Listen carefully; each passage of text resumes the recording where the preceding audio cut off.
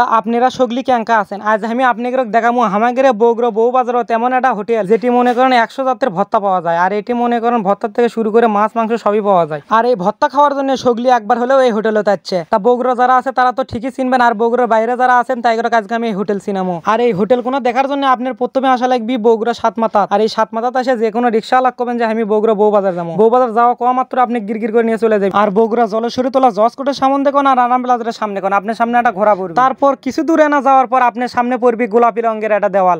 আপনারা দেখে মনে করতে পারেন এটা হয়তো কারো বাড়ি, আসলে এটা বাড়ি ঠিকই, কিন্তু এটা হলো আসামিগিরা বাড়ি। এটা হচ্ছে বগুড়া জেলার আসামিগিরা জেলখানা। মনে করেন আগে না ছোটই আসলো, এক ভালো মানুষের উপর ঝাঁপ দিয়েছে, সেই জন্য করছে কি দেওয়াল আনা বড় করছে।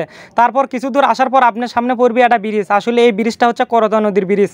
ব্রিজ পার হলে আপনার সামনে চলে আসবে সেই ভর্তার হোটেলের দোকান। তা এটি নামার পর আমার চোখত প্রথমে একটা পড়লো জিলেপি। সেই জিলেপি দেখতে না দেখতে বড় ভাই দেখি হম করে ভিতরে ঢুকে গেছে। আর এই ভিতরে ঢোকা মাত্রই দেখবেন মানুষ খালি গ্যাস ম্যাচ করছে, হই হই দই দই করছে। আর এটি আসার পর আপনি যদি আগে ভাগে লেটা মারে বসে যান তাহলে কিন্তু হবার লয়। এটি এসে আপনি আগে সিনা টান করে ঘাড় কোনা কাজ করে আগে সবগুলো দেখবেন আপনি এটি কি খাবেন, কারণ এটি ভর্তার আইটেম। আপনি সবগুলো নিয়ে স্বাদ কিন্তু এটি বুঝতে পাবেন না, সেই জন্য আমি প্রথমে আগে এমুড়ো এমুড়ো সবগুলো নিয়ে দেখলাম। এটি মনে করেন মাছও আছে, খালি যে মাছ তা লয় রে ভাই, এটি মনে করেন গোস্তও আছে, খাসির গোস্ত, গরুর ভুড়ি, তারপর আছে হাঁসের গোস্ত, তারপর আছে এটি ছোট মাছের চরচটি কন আর পুরপুরি কন, এটি সবই আছে। তার উপরে আছে আপনার খিসে। আর এটি এতই রকমের ভর্তা যেগুলো দেখে আমার মনে করেন চোখ তোই কাল্লা হয়ে গেছে।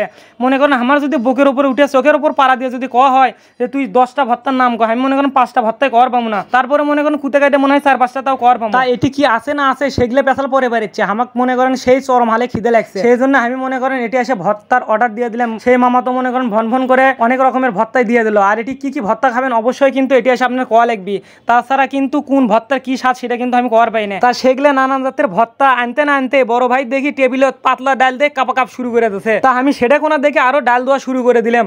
ডাল দিয়ে মনে করেন পান্তা মেনে দিছি, সেই পান্তা দিয়ে মনে করেন অর্ধেক ভাত খাওয়া হয়ে গেছে, আর ভর্তা তো দূরেই থাকলো। তারপর আপনারা দেখতেই পাচ্ছেন কতগুলো ভর্তার আইটেম।